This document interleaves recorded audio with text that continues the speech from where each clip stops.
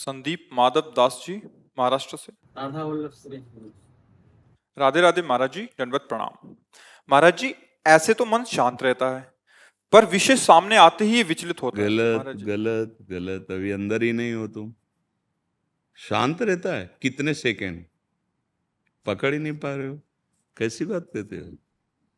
शांत है फिर गलत। यही गलती हमें धोखे में पहुंचा देगी। शत्रु को मित्र मान लिया तो गला काट देगा। जब तक इसे भगवत साक्षात्कार नहीं होता तब तक ये शांत नहीं होता। ध्यान रखना। दिखाई नहीं दे रहा तुम्हें इसलिए तुम्हें ये कभी शांत नहीं होता। इसका कार्य ही, वृत्तियां इसकी चलती रहती हैं, फैलता रहता है। इसका स्वभाव फैलता रहना। जैसे बंदर एक डाल से दूसरी डाल तीसरी, ये ऐसे फांसता रहता है। रागात्मक द्वेषात्मक। अनुकूल विषय हुआ तो रागात्मक, अनुकूल विषय व्यक्ति वस्तु स्थान तो रागात्मक, प्रतिकूल वस्तु व्यक्ति स्थान तो द्वेषात्मक। ये विचरता ही रहता है। मना खष्टान इंद्रियाणी प्रकृति स्थान। कल भगवान कह रहे हैं, औरों की तो बात जाने दो। आप कहते हो तब तक शांत रहता है, तो कहाँ शांत रहता है? कहाँ देखा है तुमने शांत होते? कहाँ स्थित रहता है? ये देखो, अनुभव की बात और पढ़ी लिखी बात ये अलग होती है। जब उसका अनुभव करोगे तब आप देखोगे। एक बार इस शांति के मार्ग में प्रवेश कर गया फिर ये नहीं हट पाएगा। हटाना भी चाहोगे तो यह नहीं हट पाएगा। शांत भगवान का स्वरूप है। भगवान का जब ध्यान का विषय आता है, भगवान हरि के नहीं कहते शांताकारम। और भगवत भाव में सबसे पहला भाव है शांत भाव, फिर दास्य भाव, फिर सख्य, फिर वात्सल्य, फिर कांता सहचरी भाव जो है। तो शांत, कुछ क्षण शांत रहता है। आप उस क्षण पकड़ो और हमें बताओ कि आपका मन कहाँ था जब आपने अनुभव किया कि ये शांत था। आप हमें बताओ, आपने अनुभव किया कि वैसे तो मन शांत रहता है, पर जब विषय देखता है तो विचलित हो जाता है। आप देखो कहाँ शांत रहता है। अगर जहां शांति थी तो उस स्थान का नाम है संसार चिंतन का त्याग। त्यागा शांति अनंतरम। जब संसार के विषयों का ही त्याग और शांति का अनुभव, तो जाएगा कहां? क्योंकि उसने अनुभव कर लिया है कि सब मिथ्या है, तभी तो शांति की तरफ आ रहा है। कहां जा रहा है? इसका मतलब हम अभी जैसे स्वप्न में अपने को देखते हैं जगा हुआ क्रियारत, लेकिन वास्तविक हम उस समय जगे नहीं होते। समझ रहे ना? स्वप्न में हम जैसे देख रहे हैं कि हम बाजार गए, सामान लाए, खाया पिया, लड़ाई झगड़ा, दुख सुख सब देखते हैं, लेकिन उस समय कुछ नहीं होता। हम सोए हुए होते हैं, शरीर का स्थूल का भान ही नहीं है और हम अपने को जगा हुआ मान रहे होते हैं। ठीक ऐसे ही हम मन को शांत मान रहे हैं, लेकिन अभी शांत नहीं है। निर्विषय मन शांत होता है। द्वंद्वातीत स्थिति शांत होती है। किसी भी द्वंद्व का कोई प्रभाव नहीं, किसी भी विषय का कोई आकर्षण नहीं, तब उसे हम शांत शब्द देते हैं। भगवान गीता जी में कहते हैं, श्रद्धावान लभते ज्ञानम तत्परः संयतेन्द्रिय ज्ञानम लब्ध्वा परम शांति मचिरेणाधिगच्छति। जो श्रद्धावान पुरुष है, जब सत्संग शास्त्र के द्वारा, गुरुवाणी के द्वारा हमें पता चला कि हमारा लक्ष्य क्या है, भगवत चिंतन, नाम जप, भगवान की प्राप्ति, तो जितेंद्रिया, वो अपनी इंद्रियों को संयतेन्द्रिया, संयमन करना प्रारंभ कर दिया। ये नहीं, ये नहीं, ये नहीं, ये नहीं। नाम जप चल रहा है, भगवत चिंतन चल रहा है, गुरु पर, भगवान पर श्रद्धा है, तो आत्मबल प्रकट होता चला जा रहा है। अपनी इंद्रियों को वापस, मन शांत होना प्रारंभ हो रहा है। अब ज्ञानम लब्ध्वा। पहले जो ज्ञान हुआ तो सुनने और पढ़ने वाला हुआ था। अब जो ज्ञान हो रहा है ये बोध हो रहा है। ज्ञानम लब्ध्वा, अब परम शांति। अब परम शांत, परम शांत, चाहे दुख आवे, सुख आवे, लाभ आवे, हानि आवे, मान हो, अपमान हो, अब अशांति हृदय में नहीं होगी। क्या होता है, कभी कभी सात्विक भाव, तीन भाव है ना, सतोगुण, रजोगुण, तमोगुण, तो सात्विक भाव आया तो ऐसे बहुत प्रसन्नता होती है, नाम जप में मन लगता है, भगवत कथा सुनने में अच्छा लगता है। पर वो माया जनित गुण है, वो अभी भाव स्थिति नहीं। फिर अचानक भाव बदल जाता है, ना भजन में मन लगता है, ना किसी से बात करने का मन होता है। एक अशांत प्रवृत्ति होती है। कभी कभी मन भोगों में एकदम चला जाता है, कभी मन निद्रा आलस्य प्रमाद में चला जाता है। वही भजन करने वाला, उसकी ये गुणों का प्रभाव हो रहा है। अभी मन शांत नहीं होगा। शांत जब गुणातीत होगा, जब तीनों गुणों के ऊपर उठेगा तब ऐसा होगा। पर जहां आपको लगता है कि हमारा मन विचलित हो रहा है, हम नहीं संभाल पा रहे हैं, उस समय मन से निरपेक्ष हो जाओ। जो तुम्हें ले जा रहा है, तुम्हें नहीं जाना चाहिए, तो मत उसका सपोर्ट करो। समझ पा रहे? उसका काम है तुम्हें तदात्म करना। जैसे वो किसी भोग की तरफ जा रहा है तो तुम्हें एकदम घसीटेगा। जहां आपने स्वीकार किया कि ये मन जहां आकर्षित कर रहा है मुझे भोगना है, अब आप बच नहीं सकते, आपको भ्रष्ट करेगा। और जहां आपने बीच में रख दिया कि ये मन जो है असत चिंतन करा रहा है, मुझे भोगों में ले जाना चाहता है, नहीं नहीं नहीं, राधा राधा राधा राधा राधा राधा राधा राधा, हे प्रभु हे करुणा में गुरुदेव बचाओ, देखो ये मन गलत मार्ग, बच जाओगे। जहां आपने अंदर ही अंदर सपोर्ट दे दिया, हाँ अब नहीं बच पाओगे। समझ पा रहे हो ना? वो बलवान है तुम्हारी ताकत से, तुम्हारी स्वीकृति ही उसकी ताकत है। हाँ देख लो, अब नेत्रेंद्रिय मन मिल गया, वो देखेंगे जबरदस्ती। हाँ बोल, अब वाकेंद्रिय मन मिल गया, बोलेगा। ऐसे हर इंद्रियों का संयोग लेकर के मन पतित होता रहता है। वहां तुम्हें मन को सपोर्ट नहीं दे। ये बहुत बड़ी सूक्ष्मता है, इसमें घंटा 2 घंटा नहीं लगते। सोचना और वो अपने में लिप्त करना एक साथ करता है मन। दृश्य देखा तो आप दृश्य देख रहे हैं, मन और नेत्रेंद्रिय नहीं। उस समय देखो उसकी तन्मयता, मैंने ये देखा, मैंने भोगा, मैंने चखा, मैंने सूंघा, यह है उसका बंधन, यह है अज्ञान। तदात्म कर लेता है। अब वो विचलित हो, मैंने क्यों किया, मैं एक करूंगा। ये जो तदात्म भाव है इसको हटाना होगा। आपको दृष्टा बनना होगा। अच्छा तू गंदी बात सोच रहा है, नहीं सुनना तेरी बात, नहीं सपोर्ट करना तेरा। अब वो जलाएगा, उसको सह जाओ, महान हो जाओगे। टूट गए, बिखर जाओगे। तो सहना बहुत कठिन होता है। जब मन जलाना शुरू करता है ना, वो बार बार आपको बस आप शांत रहिए, उसको सपोर्ट मत कीजिए, आप जीत जाएंगे। ये बहुत बड़ा युद्ध है, छोटा मोटा युद्ध नहीं है। अब मन प्रभु में लग गया तो जीवन मुक्त हो गए, जीत गए माया पर। तो इसलिए हारना तो है नहीं, निराश नहीं होना। हाँ घुटने सैकड़ों बार टेक सकते हैं, क्योंकि बहुत बलवान विपक्ष है, माया बहुत बलवान है।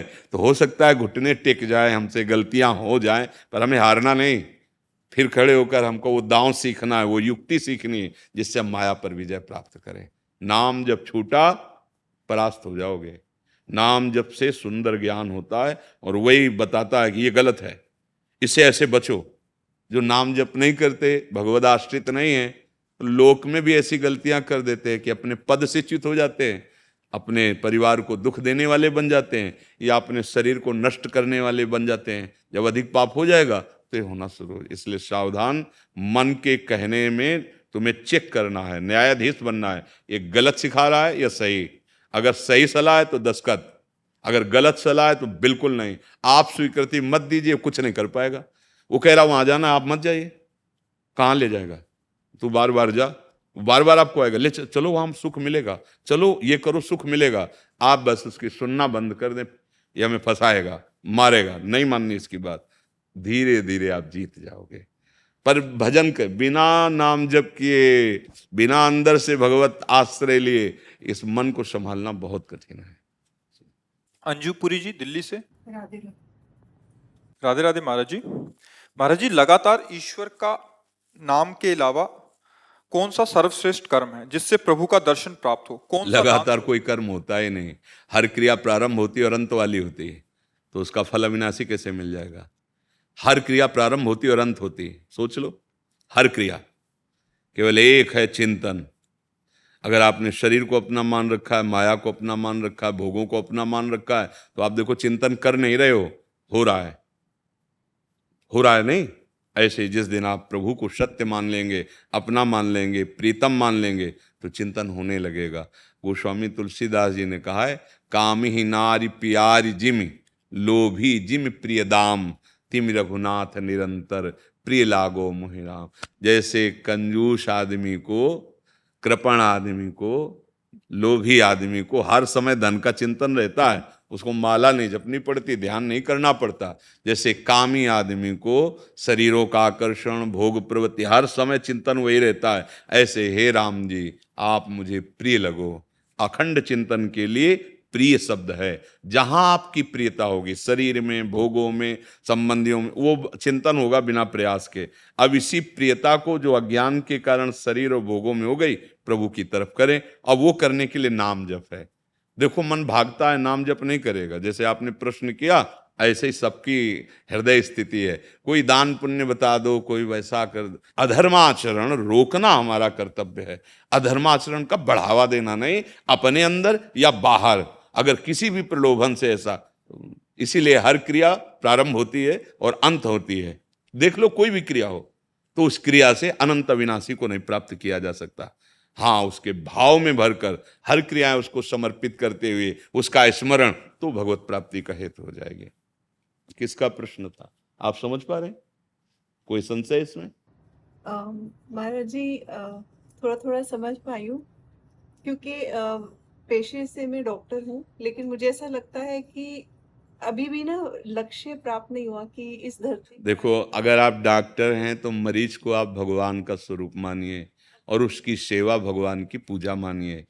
कोई मरीज आए तो पहली दृष्टि में आप देखिए, प्रभु आप इस रूप में आए हो, मुझे सेवा मिली। तो अर्थ की प्रधानता न रखते हुए एक अपने पुत्र, एक अपने मित्र, अपने प्रिय को, जैसे हम, अगर वो हमारा कोई प्रिय आवे, हमारा पुत्र आवे, तो हम कैसे उसको प्यार से, जितनी योग्यता है पूरी लगा देंगे कि उसको कष्ट ना मिले। धन की प्रधानता नहीं रहेगी, वहां रहेगी कि आप चिंता मत करो। अन्य डॉक्टरों से भी कहेंगे आप चिंता मत करो, किसी भी तरह बचना चाहिए, किसी भी तरह इसका कष्ट दूर होना चाहिए। ऐसे हर मरीज को आप प्यार से देखो, उसी भाव से, जितना ज्ञान आपको है, आप औषधियाँ जो भी, जैसे भी, तो वो आपकी पूजा हो जाएगी। उसमें भगवत भाव करने से, वही बात हमने, वो अब कर्म नहीं है, वो भगवत अर्पित सेवा हो गई। सेवा से भगवत प्राप्ति होती है। हर मरीज को भगवान का स्वरूप, और आपको जो ज्ञान है डॉक्टरी का, वो आपकी पूजा हो गई, सेवा हो गई। और बीच बीच में भगवान का नाम स्मरण करते रहिए, ये भगवत प्राप्ति का हेतु हो जाएगा। अगर आप उसे भगवत भाव से नहीं देखते, एक व्यापार देखते हैं, फिर आप उपेक्षा करेंगे। दौड़ पड़ो ऐसे कि अपना पूरा ज्ञान लगा दीजिए, जरूरत पड़े तो हम 100-200 रुपया की दवा अपनी जेब से लगा देंगे, तुम सुखी हो। तो वो मालिक प्रसन्न हो जाएगा, भगवान देख रहा है, वो प्रसन्न हो गया, सब बात बन गई। हम अपने ज्ञान का, हम अपने पावर का दुरुपयोग ना करें और भगवत भाव से, तो जो भी हम कर रहे हैं वो भगवान की पूजा बन जाएगी, भगवत स्मृति बन जाएगी। पर धन्यवाद है आपको कि आप ऐसे कार्यों में रत होकर भगवान की प्राप्ति की चाह रखती है, आप भजन की तरफ झुकाव रखती है। ऐसी विलासिता फैल रही है कि केवल धन और भोग चिंतन और शरीर संसार को सत्य मानना, यही एक भ्रम ऐसा दृढ़ होता जा रहा है कि ये सतमार्ग, भगवत प्राप्ति, भजन, धर्म, ये सब, क्योंकि इतना अपवित्र मन हो गया कि इधर चलना ही नहीं चाहता, इधर सोच ही नहीं हो पा रही है। पर जैसे आप लोग बड़े भाग्य हैं कि आप धर्म की बात सुनना चाहते हैं, आप संत समागम करना चाहते हैं, आप भगवत प्राप्ति की कहीं ना कहीं, तो यहाँ आने का मतलब क्या है भाई? यहाँ आए तो इसका मतलब कहीं ना कहीं आपके कोने में भगवान के प्रति प्यार है। नहीं, हमसे मिलने की जरूरत क्या है? क्या हमारे पास है? हमारे पास एकमात्र प्रभु का आश्रय, एकमात्र प्रभु। दूसरा तो आपको चाह हुई कहीं ना कहीं प्रभु की, तभी तो आप आए हैं। और ये बड़े भाग्य की बात होती है। भगवान शंकराचार्य जी ने कहा है, हजारों जन्म के पुण्य जब संचित होते हैं, तब हृदय में उल्लास होता है कि चलो संत समागम करते हैं और अपने जीवन का परम कल्याण निश्चय करते हैं। मुमुक्षता, हजारों जन्मों के पुण्यों पर फिर ये प्राप्त होती है साधु समागम। और हम अपना कल्याण कैसे करें? हम, हमारी, जैसे इस सखी ने कहा कि हम देखते हैं कि जो चाहिए उन्नति, अध्यात्म उन्नति नहीं है। ये परीक्षण, ये निरीक्षण, ये भगवान की कृपा से होता है। चूकिएगा नहीं, ये बड़ा दुर्लभ देह है, बड़ा दुर्लभ अभी समय है। आगे और समय ऐसा आएगा कि ये सब बातें लिखी रहेंगी, हृदय में पकड़ने की सामर्थ्य नहीं रहेगी, या पकड़ाने की सामर्थ्य नहीं रहेगी। हम आपको उपदेश तभी सफलतापूर्वक कर सकते हैं जब हमने उस मार्ग पर चलकर स्वाद लिया हो। अगर हम स्वाद नहीं लिए तो केवल वार्ता होगी, उसका कोई प्रभाव नहीं होगा। वार्ता का प्रभाव नहीं पड़ता, प्रभाव पड़ता है जिस मार्ग में हम चले हैं, जो हमने अनुभव किया है, वो जब हम आपको देंगे तो जबरदस्ती आपके दिमाग में छा जाएगी, उसका प्रभाव होता है। तो आगे चलकर समय ऐसा आएगा, क्योंकि हमारी आधुनिक वृत्ति बढ़ती चली जा रही। देखो, जब हम कोई भगवत तत्व का अनुभव, या कोई, देखो एक वैज्ञानिक भी जब किसी चीज का अनुभव करना चाहता है तो एकाग्र होता है ना, हर चीज वो रोक देता है और उसी पे एक सर्च करता है, तब उसका अनुभव होता है। फिर तो अखिल कोटि ब्रह्मांडों के परात्पर इसका, तो इसके लिए अब सबसे बड़ा दुश्मन मोबाइल हो गया है, तुम्हारी एकाग्रता नष्ट करने के लिए। हर समय कुन कुन कुन कुन बजता रहता है, और जहां एकांत हुए तो उसमें लग गए, तो अंतर्मुख होकर भजन करना कठिन हो गया ना। तो बिना अंतर्मुख हुए, इंद्रियों को शांत करके अंतर्मुख हुए, उसका अनुभव नहीं होगा। अब अनुभव नहीं तो सब बातें बातें हैं, फिर वो बात से समझ में आएगी नहीं। तो आगे चलकर और ऐसा समय गिरता चला जाएगा कि हमारा मन प्रभु की तरफ नहीं लगेगा। अभी अवसर है, अभी भाग्य खुले है, बढ़िया अवसर मिला, निकल चलो अपने कर्तव्य का पालन करते हुए, सबको सुख पहुंचाने की भावना, कोई गंदा आचरण, कोई गंदा नशा नहीं, और नाम जप, तो आपको वही गति मिलेगी जो एक संत को मिलती, वही आपकी गति मिले। संत का मतलब कपड़ा ही केवल परिवर्तन कर लेना नहीं है, अंतर का भाव परिवर्तन कर लेना है। ऐसा लगता है कि बिल्कुल अब इसको नष्ट कर दो। नहीं, जीवन नष्ट करने की बात तो नहीं बच्चा। तो मैं सत्संग बताऊं, पहले तुम नाम चलता था, थोड़ा गलत दृश्य बहुत आते हैं, तो नाम में आता में जपता रहता हूँ, कभी कभी छूट जाता है। नहीं तो जबान से चलाओ बच्चा, मन ना जबान पकड़े। से चलाता हूँ, तो गलत दृश्य आता है, ऐसा लगता है कि अब श्री जी नाराज हो गया है कि क्या कर रहा हूँ। नहीं, ये मन की चाल, तुम डरो मत। हम कह रहे हैं तो हमारी बात मानो ना। जैसे डॉक्टर कह दे कि ये दवा खाओ तुम स्वस्थ हो जाओगे, तो विश्वास मानते हो ना। तुम इसकी चिंता मत करो कि श्री जी नाराज हो जाएंगे, वो हमारे ऊपर छोड़ दो। तुम गलत आचरण मत करना, नाम जप करो। जी, मैं गलत चेष्टा क्रिया निकल तो क्या पाप मान? नहीं, फिर तुम गिरोगे नहीं। चेष्टा मत गलत होने देना, बस आप संभाल लो। हमारी बात समझ, निराश होने की जरूरत नहीं, घबराओ मत। ये मन तुम्हें भयभीत कर रहा है, तुम मन की बात मान के गलत क्रिया मत करना। और जितना गलत सोच रहा है सोचने दो, तुम परेशान मत हो। राधा राधा राधा राधा देख लेना, तुम आगे देख लेना। पहले मैं भजन नहीं करता था, जब तो इतने नहीं आते। नहीं, पहले क्या था, जैसे गिरा हुआ आदमी पड़ा है ना, उसको समझ में नहीं आता कि मैं गिरा हुआ हूं। जब चलता है तब उसे गिरने का भय लगता है।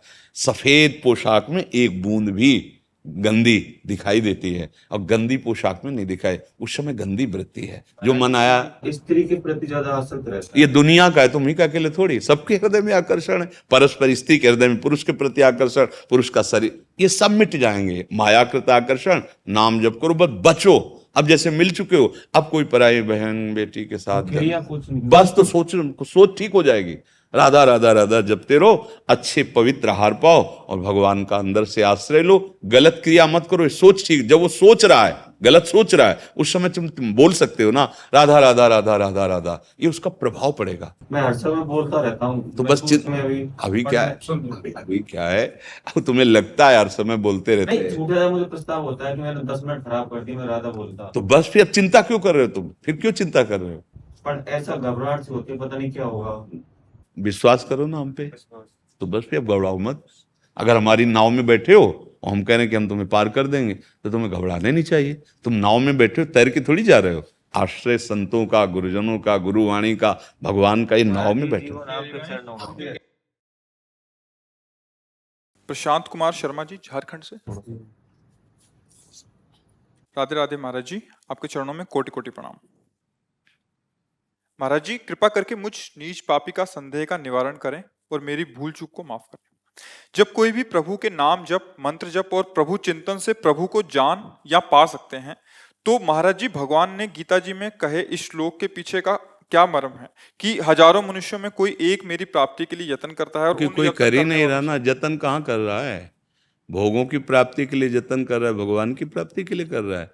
हजारों चलने वालों में कोई एक चलता है, दिखाई दे रहा है चलते हुए। क्या भगवान को साधन बना लिया, साध्य मान लिया, मान प्रतिष्ठा भोग सामग्री, अंदर की बात तो भगवान जानते हैं ना, इसीलिए वो कह रहे हैं हजारों में कोई एक। पहले तो शास्त्रों मनुष्य केवल इतना ही लक्ष्य बनाए हुए हैं कि हमें पर्याप्त धन मिल जाए, पर्याप्त हमारे मनोवांछित भोग मिल जाए, फिर उससे कोई ऊपर उठता है तो हमारा यश हो जाए, हमारी कीर्ति हो जाए। अगर वहाँ नहीं सफलता मिलती तो लगता है भगवान की पूजा कर लेते हैं, ये पाठ कर लेते हैं, ये जप लेते हैं, जिससे हमारी ये कामनाएं पूर्ण हो जाए। भगवान से प्रेम या भगवान की प्राप्ति की चाह किसी बिरले में होती है, एक जगह थोड़ी। ये तो शास्त्रों में कई जगह लिखा हुआ है। जो कहो हरिवंश रस बिरलो समझनहार, एक दोई जो पाइए खोजी सब संसार। कोई बिरला, कोई एक पाव भगत जिम मोरी। हाँ, हजारों धर्मात्माओं में कोई एक वैराग्यवान, हजारों वैराग्यवानों में कोई एक ज्ञानवान, हजारों ज्ञानियों में कोई एक जीवन मुक्त, हजारों जीवन मुक्त में कोई एक माया मद रहित भगवान का प्रेमी भक्त। देख रहे हो आपके भजन कर रहे हैं, वो भगवान के लिए नहीं कर रहे हैं, अपनी मान सम्मान प्रतिष्ठा रुपया पैसा खान पान।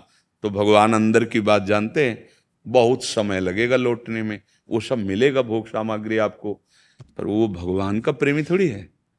और जब तक भगवान से प्रेम नहीं तो मिले ही न रघुपति बिनु अनुरागा, किए कोटि जप जोग विरागा। भगवान से अनुराग, तो हम अनुराग तो शरीर से किए हुए, भोगों से किए हुए। समझ पा रहे हो बच्चा आप? क्या और आगे क्या है? डर भी लगता है कि इस दिन हो पाएगा या नहीं हो पाएगा। हाँ, अगर डरते रहोगे तो अच्छे आदमी बन जाओगे। अगर ये डर लगा तो गंदी बातें न सोचोगे, न करोगे, न गंदे लोगों का संग करोगे, क्योंकि डर लगता है ना, और ये लगना चाहिए। आचार्य चरण आदेश करते हैं, यही डर अपि हरिवंश हित, जिनो भ्रमय गुण सलिल पर, जी नामन मंगल लोक त्यों, सुहरिपद भज न विलंब कर। डरते रहो कहीं मेरी बुद्धि गलत दिशा में ना ले जाए, कहीं मेरे से कोई ऐसा आचरण न बन जाए जो इस जन्म में भगवत प्राप्ति न हो। तो इस डर को सार्थक करने के लिए नाम जप करते रहो, प्रभु का आश्रय ले लो। जी नामन मंगल लोक त्यों, जिनका नाम तीनों लोकों का मंगल करने की सामर्थ्य रखता है, उन प्रभु का आश्रय और नाम जप। बस डरना जरूरी है। समाज का डर, गुरुदेव का डर, भगवान का डर, कानून का डर, ये जीव को संयम में बांधता है, ये अच्छाई पे चलाता है। अगर डर खत्म हो जाए तो राक्षसी भाव भी दिखाई देने लगे कि क्या तांडव मचा हुआ है। कानून का डर, समाज का डर, भगवान का डर, गुरु का डर, शास्त्र का डर, यही हमें महात्मा बनाते हैं, यही हमारे मन को दबाने की भावना पैदा करते हैं। ऐसा करूंगा तो ये सजा मिलेगी, ऐसा करूंगा समाज क्या कहेगा, ऐसा करूंगा दुर्गति होगी, भगवान के विरुद्ध चल, ये डर होना चाहिए। यही डर तो खत्म हो रहा है आज, तो देखने लायक नहीं रहते, ऐसे कर्म हो जाते हैं, नष्ट हो जाते हैं। समझ पा रहे आप? शिविका जी। राधा विलक्ष्मी महाराज जी आप। गुरुदेव आपके चरणों में कोटि कोटि प्रणाम।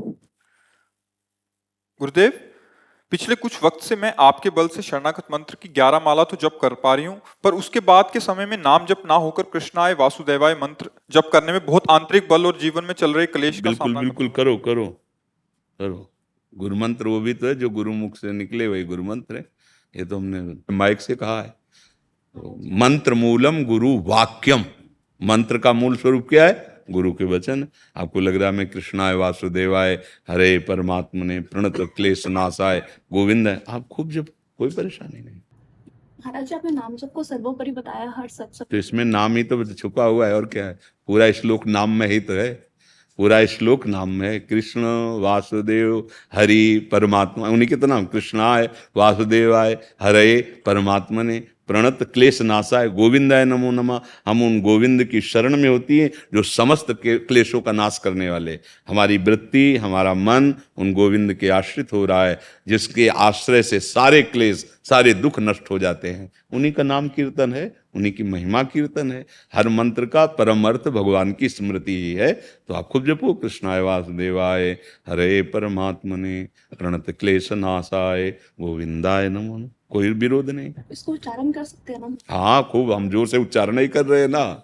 ये वो जो आचार्य परंपरा से मंत्र मिलता है उसका उच्चारण नहीं होता, ये तो शास्त्र में 18,000 श्लोकों में ये भी एक श्लोक है श्रीमद् भागवत का। तो हाँ, उच्चारण कीजिए। मयूरी जी। श्री हरिवंश महाराज। राधा वल्लभ श्री हरिवंश महाराज जी, आपके चरणों में कोटि कोटि प्रणाम। महाराज जी, जब हम पूर्ण श्री जी पे आश्रित हैं तो हमें क्या कर्म कांड व्रत रखने की आवश्यकता है, करने चाहिए? जब पूर्ण हो जाओगी तो प्रश्न ही नहीं रह जाएगा। अभी पूर्ण नहीं हो इसलिए संशय है, इसलिए प्रश्न आया है। जब पूर्ण हो जा, पेट भर जाएगा तो हमें खीर पूड़ी पानी चाहिए कि नहीं पानी चाहिए, प्रश्न आएगा क्या? फिर आपको परोसा जाए। देखो, जब तक तृप्ति नहीं होती तो ऐसे था, खीर नहीं रहने दीजिए, मतलब परोसो अभी, और जब वो हो जाएगा तो वैसे नहीं, ऐसे नहीं निकलेगा। अब कछुनाथ न चाही मोरे, ये शरणागति। फिर प्रश्न क्या रह जाएगा? शरणागति के बाद कोई प्रश्न नहीं बचता। अब तो मन वचन कर्म प्रभु को समर्पित, जैसे चाहे चलावें, जैसे चाहे चलावें। अगर प्रश्न है तो अभी समर्पण में कमी है, समर्पण है तो कोई प्रश्न नहीं है। नहीं महाराज, जैसे विवाह के बाद होता है ना कि जैसे पति से संबंधित व्रत होता है, पुत्र से संबंधित व्रत होता है। पति में राधा वल्लभ जी हैं, पुत्र में राधा वल्लभ जी हैं। अच्छा है, आंतों को विश्राम मिलेगा, एक दिन मत खाओ, समझ रहे? अच्छा है, आंतों को विश्राम मिलेगा, और राधा वल्लभ लाल जी पति में, पुत्र में, जहां जो भाव, जब हम उनकी शरण में तो कोई प्रश्न नहीं आएगा। बात समझ लो, हमें जब कहीं संशय होता है तब हमारे पति में भी तो राधा वल्लभ जी हैं, मेरे पुत्र में भी राधा वल्लभ जी हैं, उनके सिवा किसी की सत्ता ही नहीं है, उनके लिए सब कुछ कर रहे हैं, क्या परेशान? मालूम हम करवा चौथ रह रहे हैं पति के लिए, तो हमारे पति राधा वल्लभ लाल हैं, हम उनके लिए उपवास करके नाम जप कर रहे हैं, और लौकिक जो व्यवहार है उन्हीं के लिए कर रहे हैं। गोपी जन बिल्कुल एक साधारण गृहस्थ जैसा व्यवहार था, पर चिंतन केवल कृष्ण का था, इसीलिए वो महान त्रिभुवन के बड़े बड़े महात्माओं के द्वारा भी बंदनी हुई। बात को समझ जा। जब आगे प्रेम की दशा आती है वो अलग बात होती है, हम अपने जहाँ स्थिति है ना उसके अनुसार चलें। पति में प्रेम भगवत भाव से करें, पुत्र का दुलार भगवत भाव, वही है सच्चाई बात है। वो ना हो तो तुम शरीर को रख ही नहीं सकते। घंटा 2 घंटा 4 घंटा भले रख लो, आपसे खा जाए 2-4 रात्रि, वही पति है तुम्हारा प्रिय, रख लो तो पैसा दे के फुकवा दोगे उसके शरीर को, क्योंकि वो चला गया जिससे प्यार करते थे। वही है राधा वल्लभ लाल जी, सबके हृदय में वही है। उनके लिए सब कुछ करना भजन ही है, व्रत उपवास नियम संयम जो भी लोक मर्यादा का है आप करो। फिर एक ऐसी स्थिति आती है जिसे लोकातीत स्थिति कहते हैं, उसमें प्रश्न ही नहीं बचता। न लाज तीन लोकन की, न वेद को कहो करे, न शंख भूत प्रेत की, न देव जच्छते डरे, सुने न कान और की, दृश्य न और इच्छना। वो प्रेम लक्षणा जो भक्ति आए फिर उसमें प्रश्न नहीं रहते। अभी प्रश्न है तो अधिकार है इनका करने का, आप करो, जब ये ऊपर उठा देंगे तो प्रश्न ही खत्म हो जाएगा। श्रृंगेरी जी कर्नाटक से, राधा वल्लभ श्री इसका हरिवंश। प्रश्न, हाँ चलिए। राधा वल्लभ श्री हरिवंश। गुरुदेव, हम दर्शन शास्त्र का अध्ययन कर रहे हैं।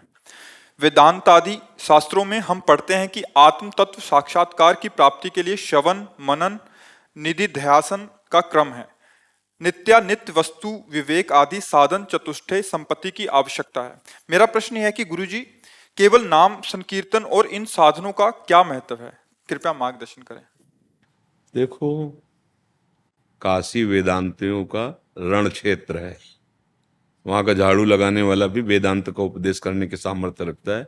बाबा विश्वनाथ जी की वंदे बोधमयम नित्यम गुरुम शंकर रूपिणम, फिर आचार्य भगवान शंकराचार्य जी की शरण में होकर नैष्ठिक ब्रह्मचर्य महावाक्य संन्यास उसी मार्ग से है। बातें हम वेदांत की करेंगे और स्थिति हमारी देह में रहेगी। देख लो, हम जो कहते जाओ उसे समझते जाना। दर्शन शास्त्र पढ़ रहे हो तो देखना, स्थूल शरीर और सूक्ष्म शरीर और कारण शरीर, इन तीनों का बाध करके जो बचता है वो मैं हूं, वही आत्मा है, वही ब्रह्म है, वही परमात्मा है। अब आप देखो, आप अपने को क्या समझते हो, आपका आकर्षण कहाँ है? तो आप ईमानदारी से देखो तो आप नाम रूप में ही फंसे हैं। देख लीजिए, ईमानदारी, सत्यता का विषय होता है ना। एक होता है ज्ञान के द्वारा फर्राटेदार तर्क वितर्क करना, और एक होता है गुरुजनों के चरणों में बैठकर सत्य बात को स्वीकार करना। ईमानदारी से देखो, हम ज्ञान का उपदेश करते हैं, हम ज्ञान के शास्त्र पढ़ते हैं, लेकिन स्थिति हमारी शरीर में रहती है।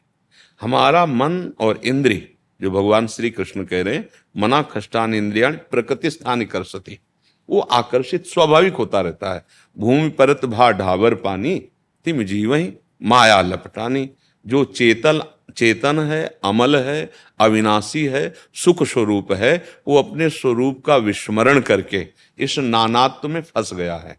अब वेदांत के द्वारा इसे मिथ्या कहा गया है।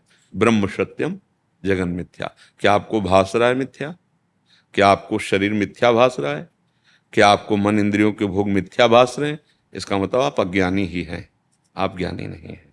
हाँ, अब शुरू करते हैं नाम की महिमा।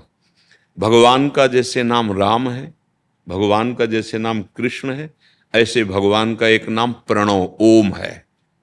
सब कुछ वेद इसी पे टिका हुआ है।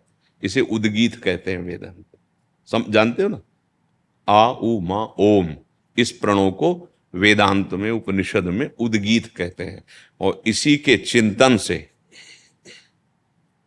आश्रय हुआ ना नाम का। प्रणव क्या है? भगवान का नाम है ओम, आ उ मा।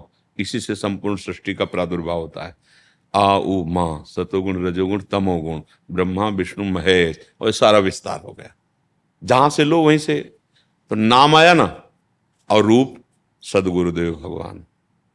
कोई ऐसा सतमार्ग का पथिक नहीं है, ना हुआ है ना होगा, जिसने गुरु का आश्रय न लिया हो। तो गुरु निराकार है कि साकार? पहली सीढ़ी, गुरु साकार रूप में अपने स्वरूप का बोध कराने के लिए वाणी से बोलते हैं, नेत्रों से हमारी तरफ देखते हैं, और हम पर दुलार और शासन करते हैं, और हमको बोध कराते हैं कि तुम शरीर नहीं हो, तुम प्राण नहीं हो, तुम अंतःकरण नहीं हो, तुम्हारा ये स्वभाव नहीं है, तुम इन सबसे विलग हो। तो उपासना कहाँ से प्रारंभ हुई? साकार से हुई, नाम रूप से प्रारंभ हुई, और पहुंचे कहाँ? जो सब का स्वरूप है वही मेरा स्वरूप है। जानत तुम्हें, सरल भाषा में वेदांत को गोस्वामी जी कह रहे हैं, सोई जाने जे देहु जनाई, जानत तुम्हें तुम्हें हो जाई। और उपनिषद कहते हैं नायमात्मा प्रवचने न लभ्या, न मेधया न बहुना श्रुते न। वो जो आत्म तत्व का बोध है वो बहुत प्रवचन करने से भी नहीं आता, बहुत सुनने से भी नहीं आता, और बहुत बुद्धि से नहीं आता। बोले आत्मा वृणोति, जिसका आत्मा वर्ण कर लेता है, सोई जाने जे देहु जनाई। तो आत्मा कौन है? मैं ही तो हूं। अब मैं शब्द से सीधे शरीर आता है, सीधे रूप आता है, सीधे अंतःकरण आता है, सीधे स्वभाव आता है। इसका बाध करना बिना प्रभु का आश्रय ले, वही प्रभु गुरुदेव है। और गुरुदेव देखो, सन्यासी जन क्या कहते हैं जब एक दूसरे से मिलते हैं? तो बोले हरि ओम तत्सत बोलते ना, स्वामी जी ओम हरि बोलते ना। अच्छा, हम जब प्रणाम करते तो सिखाते हैं सन्यासी जन कि कहो स्वामी जी ओम नमो नारायणाय, सिखाते हैं। और वो क्या बोलते? नारायणाय नारायणाय बोलते हैं ना। आपने सुना है ना सन्यासी जनों को? ये क्या है? भगवान का नाम नहीं। बिना भगवान के नाम के सब कुछ अधूरा है। जान लिया कि तुम आत्मा हो, शरीर नहीं हो, विषयों पर विजय प्राप्त करके दिखाओ। काम क्रोध लोभ मोह मद मत्सर की धज्जियां उड़ा दो। जब तुम शरीर नहीं हो, तुम अंतःकरण नहीं हो, तुम्हारा स्वभाव नहीं, त्रिभुवन का कोई भी सुख सामग्री तुम्हें लुभायमान न कर पावे, कोई भी दुख तुम्हें विचलित न कर पावे, क्योंकि तुम आत्मा स्वरूप काल स्वरूप हो। तुम्हारा कौन नाश कर सकता है? भैया ये बातों में है। भगवान शंकराचार्य जी कहते हैं स्वरूपानुसंधान में भक्तिरेव गरीयसी। अगर भक्ति की जाए तो बहुत जल्दी स्वरूप बोध हो जाए। जो ज्ञानी को आत्म तत्व का बोध होता है अपने स्वरूप का, भक्त को रास्ते में हो जाता है, क्योंकि उसका लक्ष्य होता है प्रेम। तो रास्ते में हो जाता है, वो रास्ते में, ये रास्ता है। अंतिम विश्राम भगवान शंकर से बढ़कर कोई ज्ञानी नहीं। हर समय भगवान का नाम और गुण कीर्तन करते रहते हैं। सनकादि से बढ़कर कोई ज्ञानी नहीं। हरिशरणम और परस्पर कथा भगवान की चलती रहती। सुखदेव जी जैसा वैरागी और ब्रह्मबोध महात्मा ने गर्व से वैरागी हैं, गर्व से, और वो श्री कृष्ण अनुराग में डूबे हुए 18,000 श्लोक भागवत के गुनगुनाते रहते हैं। जनक जी जैसा कोई ज्ञानी नहीं, महापुरुष हैं, और वो भी भगवान के रूप को देखकर कहते इन्हें बिलोकते अति अनुरागा बरबस ब्रह्म सुखई मनत। तो शांति से ईमानदारी से बात समझ लो कि भगवान का नाम, भगवान का रूप, भगवान की लीला, भगवान का गुण ये त्रिगुणातीत है, माया जनित नहीं, ये आत्मविलास है, ये परम तत्वमय है। अब जो हमारा स्वरूप है वो हम विस्मृत कर चुके हैं। माया के प्रभाव से हम अपने को देह मान रहे हैं, अपने को अंतःकरण मान रहे, अपने को स्वभाव मान रहे। तो जा सुकृपा सर्व भ्रम मिटी जाई, गिरजा सोई कृपालु। जगत गुरु भगवान की शरण में हो, उनका नाम जप करो, उनकी लीलाओं का गायन करो, और इंद्रिय मन आदि को शासन में लेकर कुमार्ग से हटाकर नाम बल के द्वारा सन्मार्ग में चलाओ।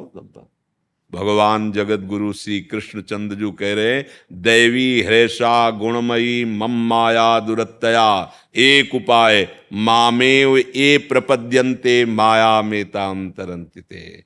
लगाम पकड़े सरकार बैठे हैं, अब चिंता की बात नहीं है, वो खुद सतमार्ग में जाएगा।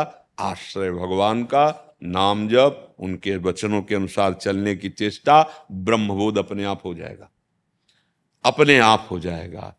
हम तो यही समझ पाए हैं कि समस्त वेदांत सार है कि आप अपने गुरुदेव को ब्रह्म मानकर उनकी आज्ञा के अनुसार दिया हुआ मंत्र उपासना जपो, चलो, बोध प्राप्त हो जाएगा।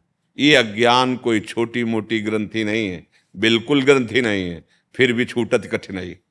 जड़ चेतन ही ग्रंथि पड़ गई, यद्यपि मृषा छूटति कठिनाई। और देखो, बिना सुख मिले ये मन केवल ज्ञान बगाड़ने से नहीं टिकता। चली हुई बातें कह रहे हैं, हमें पढ़ी हुई तो है ही है, चली हुई बातें कह रहे हैं। जब इसको आह्लाद प्राप्त होता है तब ये सब भाग दौड़ बंद कर देता है और कहता है अब कृत कृत्य हुए, अब तक खोज थी, अब मिल गया, अब कछुनाथ न चाहिए। भगवान का आश्रय लो, उनका नाम जप करो, सब ज्ञान आपके अंदर हो जाएगा, स्वरूप बोध हो जाए। मम दर्शन फल परम अनूपा, जीव पाव निज सहज स्वरूपा।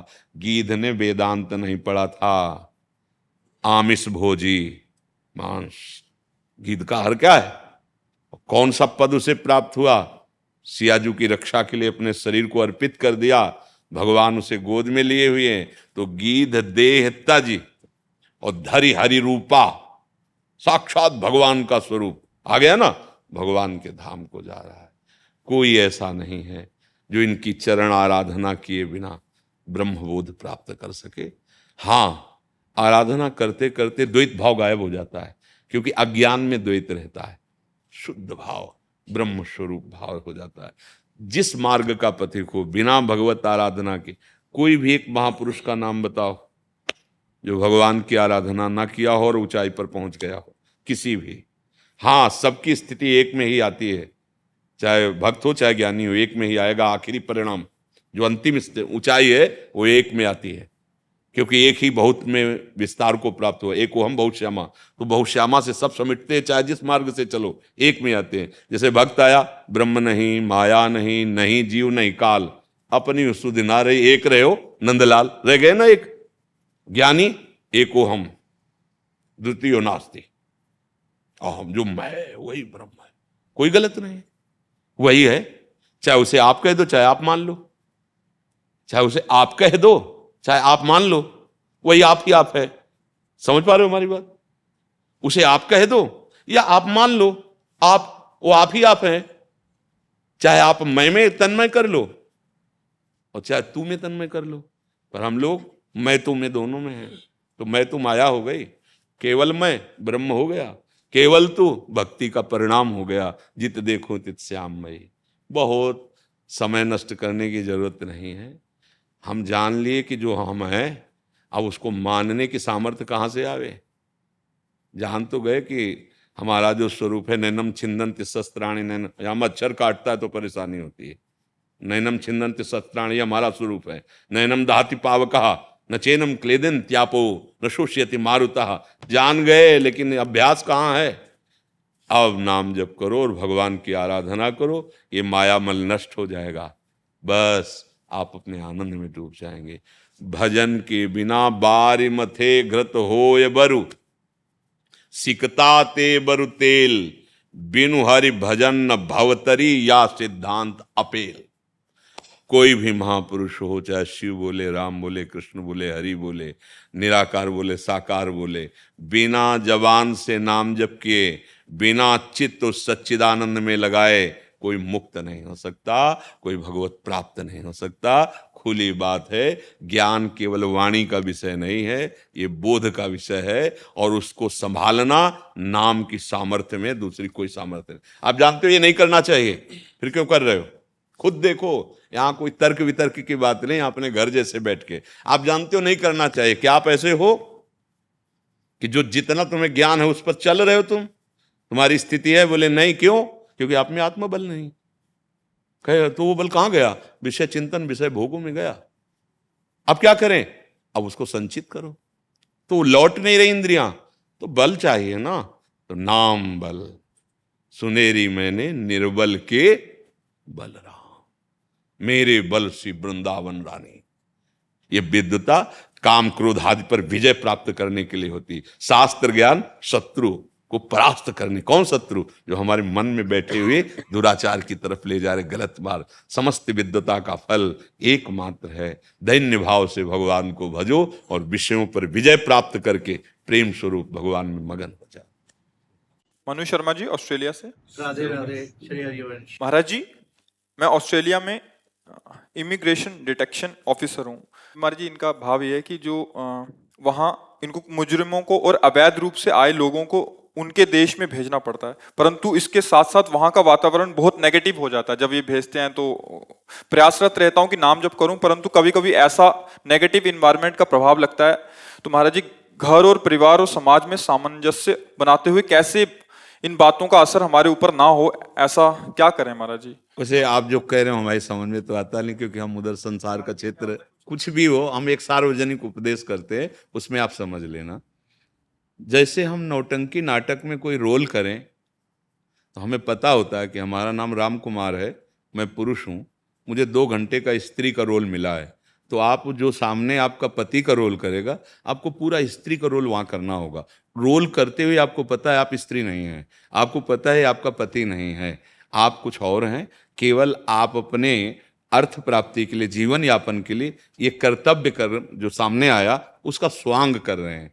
अगर कोई भी कहीं भी हो, अपने कर्तव्य का कानून के अंतर्गत ठीक निर्वाह कर रहा तो भजन हो जाएगा। अब आगे हम ज्यादा उस विषय को तो जानते नहीं है कि क्या होता है कैसा होता है, पर हम इतना जानते हैं कि आपको कहीं ना कहीं ये पावर दिया गया है।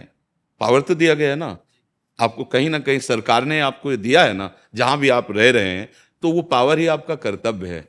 दुरुपयोग ना हो। आप यथावत जैसा सिद्धांत कानून है उसके अनुसार आप एक स्वांग कर रहे हैं, पर आप ना उसके शत्रु हैं ना आप उसके मित्र हैं। आप भगवत भाव से अगर युक्त होकर, आपको अगर ऐसा मान लो, बहुत से तो ऐसे भी अधिकार मिले हैं जिनमें शारीरिक पीड़ा पहुंचाई जाती है। देन अच्छा, मान लो ऐसा कोई व्यक्ति जो बहुत ही निगेटिव हमारे देश के प्रति है और वो हमें मिल जाए, तो फिर पिटाई नहीं होती अपने देश में। बोल क्या है क्या? अब ये पूजा हो रही है अगरबत्ती वाली नहीं, ये डंडे वाली पूजा, और ठीक हो वैसे ही उसको फल मिलेगा। हाँ, अगर आप जानते हैं कि ये गलत नहीं है और आपको अर्थ दिया गया कि आप पीटो, अब आप दंड के अधिकारी बन जाएंगे, भागवतिक दंड अब आपको मिलेगा। तो हमें लगता है जो भी जहां भी जैसा भी कर्तव्य है, तो आपको ये देखना है कि जो आपको अधिकार मिला है उसके अनुसार आपको जो चेष्टा करनी चाहिए वो आप चेष्टा कर रहे हैं, तो आपको उसमें शोक नहीं करना है। वो आपकी भगवत सेवा है। अंतर से ये भाव रखते हुए कि जैसे वो पुरुष तुम्हारा पति नहीं है, या जो कोई तुमसे शत्रुता का रोल नाटक में करो, शत्रु नहीं है, पर दिखाना होगा आपको कि पक्के शत्रु हैं। अंदर से यही कि प्रभु सब रूपों में आप हैं, और जब आपने स्वांग किया है धर्माचरण का, तो हमें स्वांग दिया है दंड देने का, तो हम देंगे, बख्शेंगे नहीं। बिल्कुल मंगलमय स्थिति है। देखो ज्ञानियों में परम गुरु जनक जी महाराज हैं, राजा हैं। देखो सुखदेव जी उनके शिष्य बने जाके। सुखदेव जी के जानते हो गुरु कौन? जनक जी महाराज। और है कौन? राजा। तो राजे का कार्य में क्या क्या पूरा राजदर। अम्बरीश जी राजा हैं, चक्रवर्ती सम्राट। ये हम लोगों को समझना है कि भजन का स्वरूप क्या है। आप अपने कर्तव्य को अच्छे से जानते हैं, उसके विपरीत आचरण मत कीजिए। और हमारी कोई दुश्मनी नहीं है। आपने गलत आचरण किया है, मेरे कानून के अनुसार आपको दंड मिलेगा। मैं भरपूर उपाय करूंगा कि आपको दंड मिले, क्योंकि आपने कानून के खिलाफ किया है। ये मेरा कर्तव्य है, आगे जो वो उसका कर्तव्य वो संभाले। तो ये भजन ही हो जाएगा जो आपको नियम मिला है। अब कुछ ले दे के निपटा देना, सरकारी विधान अगर ऐसा है तो आप उसको जो लिया है उसको सरकार को जमा करो, उसको छोड़ दो। अगर ऐसा विधान नहीं है तो फिर आप अपराधी बनेंगे, फिर आपके हृदय में शांति होगी, फिर वो आप धन जो परिवार की सेवा में लगाओगे वहां शांति पैदा कर देगा, वहां दुख पैदा कर देगा। सिद्धांत के अनुसार चलना है तो परिवार संसार कोई भी बाधा नहीं पहुंचा सकता। आप देखो तुम्हारे परिवार में 10-15 लोग होंगे, हमारे परिवार में पूरा विश्व है। आप हमारे ही तो परिवार के। क्या आपको लग रहा है हम आपके परिवार के नहीं? क्या आपको लग रहा है हम आपके नहीं? अब बताओ, सुबह से 1:30 बजे से हम आप लोगों के बीच में जो उतरे दिनचर्या कर रहे हैं, फिर तो हमारा जीवन बेकार हो जाए ना। हम इसे अपनी पूजा मान रहे हैं कि आप हमारे सब घर के हैं, हमारा पूरा विश्व भगवान का है और हम भगवान के दास हैं, तो भगवान के घर के सब हमारे घर के ही है ना। तो उसी भाव से हम आपसे, तो उसी भाव से आप अपने परिवार से मिल सकते हैं।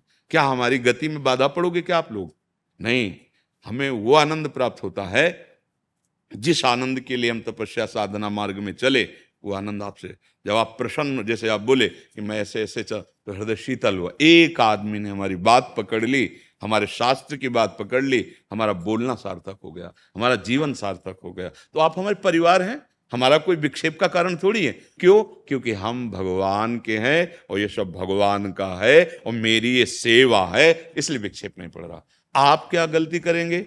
ये मेरी पत्नी, ये मेरा परिवार, वो दूसरे का, ये मित्र, ये शत्रु, बस यही हम फंसते चले जा रहे हैं। मित्र शत्रु नहीं है, कर्तव्य का पालन है। अगर आप कर्तव्य के विमुख आचरण करेंगे तो आपको असंतोष, भय, चिंता, और अगर आप कर्तव्य पे रहेंगे तो आपको निर्भयता, निश्चिंतता, एक आनंद का सपोर्ट मिलता रहेगा आपको। तो फिर इसमें कोई भी डिपार्टमेंट हो, कोई भी कार्य हो, कहीं भी हो, हमारे प्रभु का ही तो सर्वत्र है ये। देखो, इतने हमारे प्रभु बड़े हैं कि आप कहीं भी रहो, प्रभु की गोद में हो, विराट स्वरूप, और इतने सूक्ष्म हैं कि चींटी के भी हृदय में आराम से सोते हैं। तो कहो सो कहाँ, जहां प्रभु नहीं, जहां भी हो आपके साथ हमारे प्रभु हैं। तो आप अपने भाव को भगवत भाव में लाइए, राग द्वेष पूर्ण नहीं, अपने कर्तव्य का पालन, तो कोई परेशानी नहीं। महाराज जी, आपसे प्रेरित होके मैंने मंत्र को अपनाया, ओम कृष्णाय वासुदेवाय हरे परमात्मा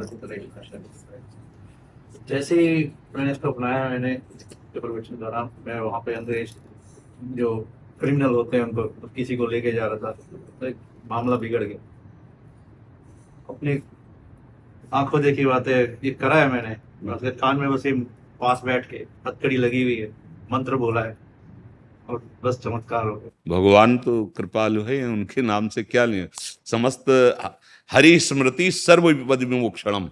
जरासंध ने 20,000 राजाओं को बलि देने के लिए तिथि निश्चित थे, गड़ासे से काटता वो बलि देने के लिए, जैसे पशु नहीं, ऐसे 20,000 राजाओं को बाहुबल से जीत जीत कर बंदी बना करके किले के अंदर बंद किए हुए था। अब जब उनको पता चला कि मुझे मेरी बलि दी जाएगी, तो भगवान द्वारिका में विराजमान थे, किसी उन्हीं के द्वारपाल सेवक को हाथ जोड़कर कहा, आप लोग सब जानते हैं कि हमारी कोई गलती नहीं, ये अपने बल विक्रम से हम सब राजाओं को बंदी बनाकर बलि देगा। अगर आप हमारा एक काम कर दें, किसी तरह तुम किसी को भी द्वारिका भेजकर ये सूचना पहुंचा दो, पत्र में लिखकर कि बस दे देना जाके, बस फिर आगे बात। तो वो जाके यही दिए थे, उसमें यही मंत्र था, कृष्णाय वासुदेवाय हरे परमात्मने प्रणत क्लेश नाशाय। भगवान आकर के जरासंध को फड़वा डाला, चीर कर फेंकवा दिया और 20,000 राजाओं को मुक्त करके पूरा साज श्रृंगार, और कहा आप जाओ, यही निर्भय नहीं, काल से भी निर्भय हो गए। अब ये और राजाओं की तो काल भी तुम्हें भयभीत नहीं कर सकता। समुझ जाए शरण ते डरत ना काल डर। हाँ, भगवान नाम और ये भगवत मंत्र, ये सब महाबल है। पर यह है कि विश्वास जितना तुम्हारा बढ़ता जाएगा उतना ही तुम विजय प्राप्त करते जाओगे। दृढ़ विश्वास हो, भले दुख मिल रहा है पर कोई मंगल विधान है, भले समस्या कोई मंगल विधान है, इसका परिणाम बहुत मंगल होगा, क्योंकि हम प्रभु के हैं, प्रभु का आश्रय लिए। हमारी मान्यता में जो मंगल है वो हो सकता है हमें बांधने वाला हो, लेकिन उनकी मान्यता में जो मंगल है वो मेरे को मुक्त करने वाला, ऐसी भावना भक्त की रहनी चाहिए।